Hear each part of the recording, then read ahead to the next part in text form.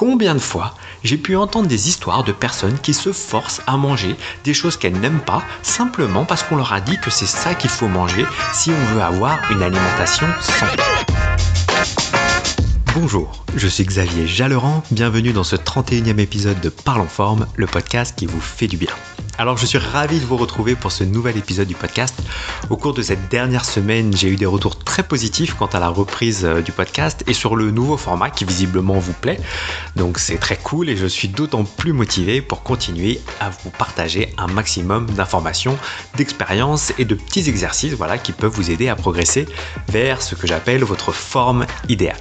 Alors lors du précédent épisode, nous avons vu 4 piliers pour être en extra forme. Donc pour rappel, ces 4 piliers sont l'alimentation, l'activité physique, votre mode de vie avec en particulier la gestion du stress et du sommeil et enfin votre état d'esprit, à savoir vos pensées et vos émotions.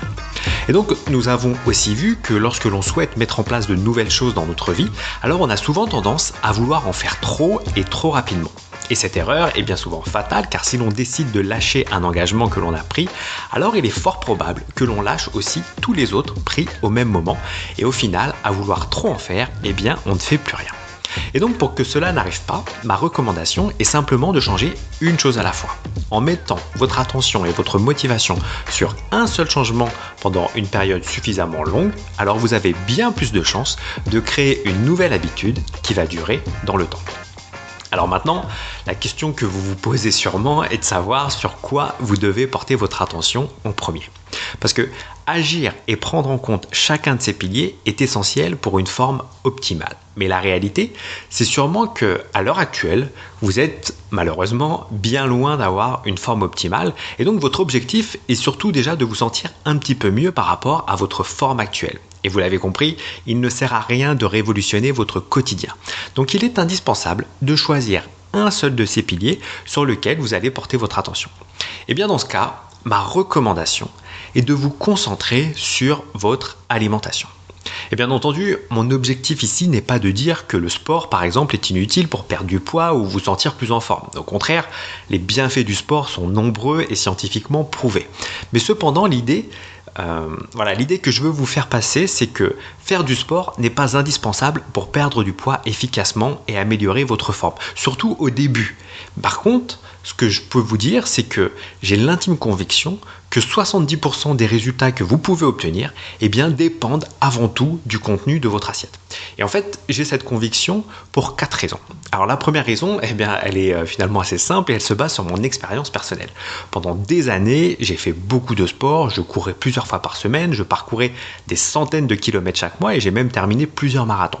Mais malgré tout ça, je n'arrivais pas à perdre mon gras. Et au contraire, les années passaient et celui-ci ne faisait que s'accumuler un peu plus encore et encore. Et bien pourquoi ? Avant tout parce que mon alimentation n'était pas adaptée aux besoins de mon corps. Et au final, tout ce sport avait plus tendance à épuiser mon énergie et ma volonté que de m'aider à me sentir mieux. Et au-delà de mon expérience personnelle, finalement, s'ajoutent à ça toutes les rencontres et les interviews que j'ai pu faire dans le cadre de ce podcast. Des interviews de nutritionnistes, de naturopathes, de chercheurs, de coachs sportifs ou nutritionnels. Donc vraiment des profils variés, des gens qui sont formés et au courant et qui savent de quoi ils parlent. Et en fait, quel que soit le sujet abordé, on se rend compte que l'alimentation est toujours un facteur essentiel. Elle permet soit d'améliorer un point de santé en particulier, si on va décider d'adapter son alimentation, soit parce que l'alimentation va soutenir les progrès et les efforts que vous faites dans une autre ère de votre vie. Et donc par exemple, si vous ne pouvez pas avoir de progrès significatifs en matière de sport ou de bien-être, si à la base, votre alimentation n'est pas adaptée à vos besoins. Et donc, en fait, on peut parler d'effet domino, où le fait de manger plus en accord avec vos besoins de votre corps va vous permettre d'avoir une meilleure digestion, de mieux dormir, d'avoir plus d'énergie au quotidien, de mieux récupérer après un effort physique, etc., etc. Et en fait, tout ça a des conséquences sur votre motivation, votre capacité à faire de l'exercice physique ou encore sur votre bien-être en général.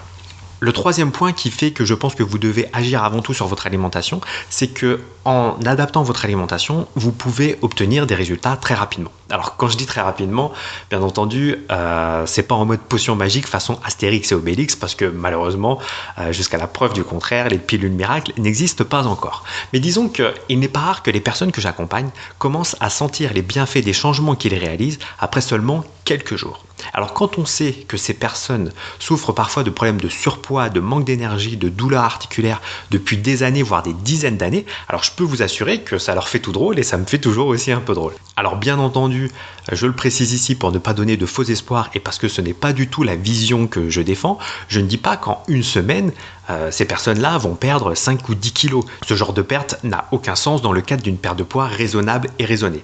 Mais par contre, oui, il est tout à fait possible de se sentir plus énergique ou encore d'avoir une meilleure digestion ou encore de constater que le ventre se dégonfle en seulement quelques jours. Donc tout cela pour dire qu'agir sur votre alimentation peut vous permettre d'obtenir des résultats et un bien-être bien plus rapidement que si vous décidez de vous mettre au sport ou si encore, par exemple, vous commenciez la méditation. Et enfin, le quatrième point dont je veux vous parler, c'est que je crois aussi que l'alimentation fait déjà partie de votre quotidien. Tous les jours, plusieurs fois par jour, vous consacrez déjà du temps à préparer et à manger vos repas. Alors certes, il est possible qu'à l'heure actuelle, vous ne faites pas forcément les meilleurs choix alimentaires, mais en soi, ce n'est vraiment pas la fin du monde puisqu'il est toujours possible d'évoluer. Mais l'idée que je veux vous faire passer, c'est que vous concentrer sur le fait d'adapter le contenu de votre assiette ne va pas être trop contraignant, ni vous demander beaucoup plus de temps dans votre vie quotidienne. Vous avez déjà une habitude et en fait, il faut juste l'adapter pour qu'elle corresponde mieux aux besoins de votre corps. Alors que d'un autre côté, il est peu probable que l'ensemble des personnes qui écoutent ce podcast fassent le même constat en ce qui concerne l'activité physique ou encore l'attention portée à leur bien-être. Et donc l'effort nécessaire pour créer de nouvelles habitudes sera donc très important. Et si ces efforts doivent s'ajouter à ceux que vous faites déjà dans votre assiette, alors cela va vous paraître trop contraignant. Et au final, vous risquez de tout abandonner pour retourner à vos anciennes habitudes avec les conséquences que vous connaissez déjà. Ainsi, en concentrant votre attention et votre volonté sur le fait d'adopter de nouvelles habitudes alimentaires et uniquement sur ça, alors vous mettez un maximum de chances de réussite de votre côté. Alors bien entendu, je n'ai pas la science infuse et je ne connais pas votre situation personnelle. Et il est possible que de votre côté, vous ayez l'intuition et un ressenti qui vous indique que vous devriez plutôt agir sur l'un des 3 autres piliers avant de vous intéresser à votre alimentation. Et si c'est le cas, eh bien c'est parfaitement ok. Je suis convaincu que le plus important finalement, c'est d'évoluer vers une meilleure version de vous-même. Et pour cela, peu importe le chemin que vous empruntez, à partir du moment où vous progressez et où vous vous sentez de mieux en mieux dans votre quotidien. Et si vous avez fait l'exercice de la croix que je vous ai proposé la semaine dernière, cela a peut-être été l'occasion d'identifier un pilier que vous aviez totalement négligé et vous avez peut-être envie de mettre votre attention avant tout sur ce pilier. Et si c'est le cas et si cela vous semble être la bonne chose à faire à l'heure actuelle, alors suivez votre instinct et votre envie. Parce que j'ai pu le constater moi-même, mais aussi à travers les personnes que j'accompagne, il est bien plus facile d'évoluer et de progresser lorsque l'envie naturelle est là, plutôt que de lutter et de se forcer à faire quelque chose qui au final nous semble surtout être une contrainte. Et d'ailleurs, en parlant de contraintes, cela me conduit tout naturellement à un autre point important que je souhaite vous partager aujourd'hui.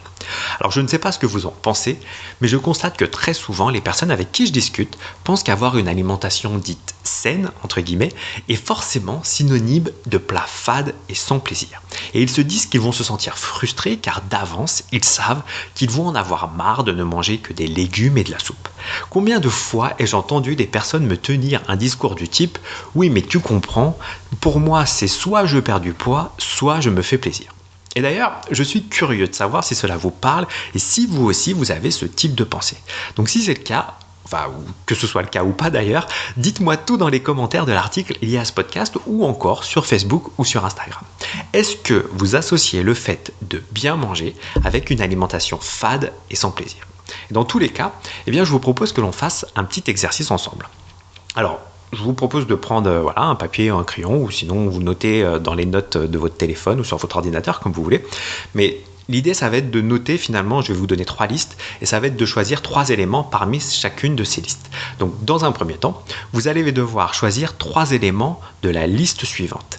Et vous devez choisir les choses que vous aimez manger. Et donc je vous invite à les noter quelque part pour les garder sous la main. Donc la première liste, ça va être une source de protéines. Donc ça va être par exemple du blanc d'Inde, de l'escalope de veau, de la viande de bœuf, des crevettes, des moules, le thon, les sardines, le saumon, les œufs et les légumineuses, donc c'est tout ce qui est lentilles, haricots, etc. Donc sélectionnez 3 éléments parmi cette liste de sources de protéines. Donc je vous la répète une deuxième fois pour que ce soit plus simple pour vous. Donc nous avons blanc de dinde, escalope de veau, viande de bœuf, crevettes, moules, thon, sardines, saumon, les œufs et les légumineuses, donc les lentilles, les haricots, etc. Donc ça, c'est pour la première liste. Vous en sélectionnez 3 de cette liste et vous l'écrivez quelque part. Ensuite, on continue avec une deuxième liste. Donc là encore, vous en choisissez 3 que vous aimez. Donc le riz brun ou complet, le quinoa, le sarrasin, la patate douce, la banane plantain, la betterave, les pommes, les fruits rouges, le raisin ou encore les nectarines. Donc là, vous en choisissez 3 que vous aimez manger et de nouveau, vous les notez. Je vous répète cette liste une deuxième fois.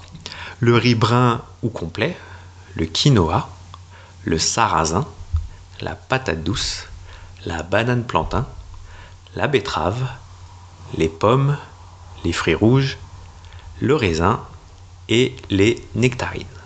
Donc ça, c'était pour la deuxième liste. Et maintenant, on passe à la troisième et dernière liste de cet exercice. Donc de nouveau, je vous donne une dizaine d'éléments.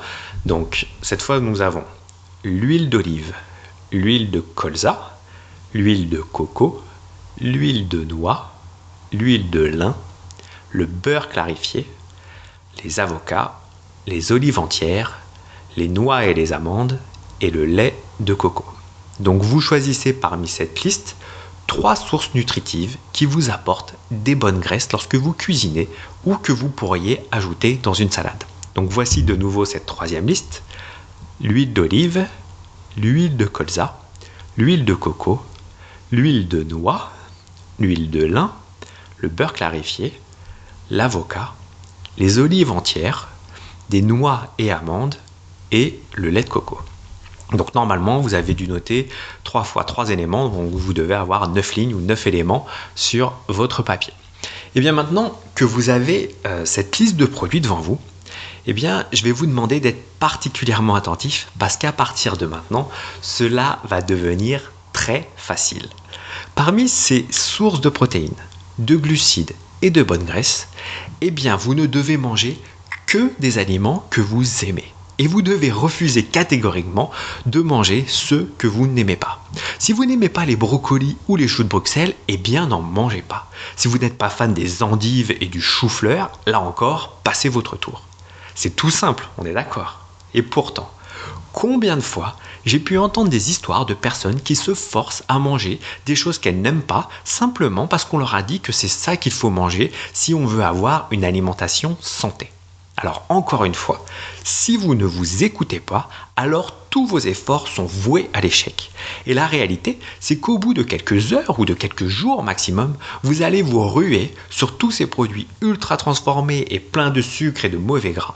Donc s'il vous plaît, si vous décidez de faire évoluer votre alimentation, faites-moi une promesse.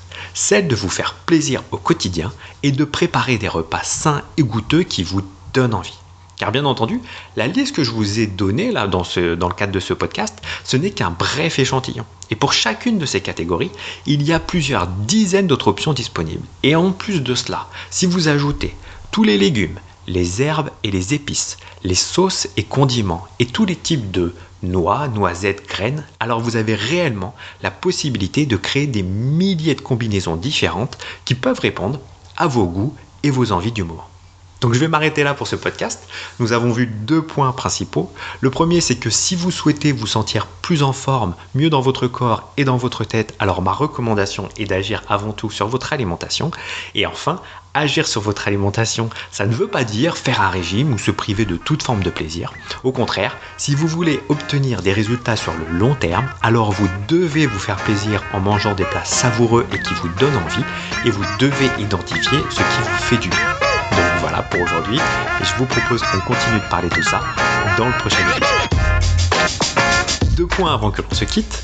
Le premier, c'est que vous pouvez accéder aux notes, au résumé ainsi qu'à la retranscription écrite complète de ce podcast en vous rendant sur la page suivante, extraform.fr/31, comme le numéro de cet épisode.